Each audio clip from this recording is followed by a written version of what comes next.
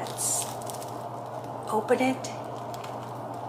See what I mean? It's hollow inside and it's just perfect. We don't need anything in there. We have the icing on the outside that will complement the rest of the pastry. So this is really, really delicious. You guys have to try it.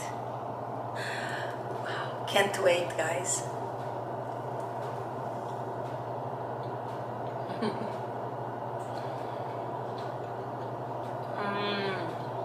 It's so soft, breaks easily. It melts in your mouth. So good. So here, guys, Kavakish or volcanoes, they're just delicious. Try it out.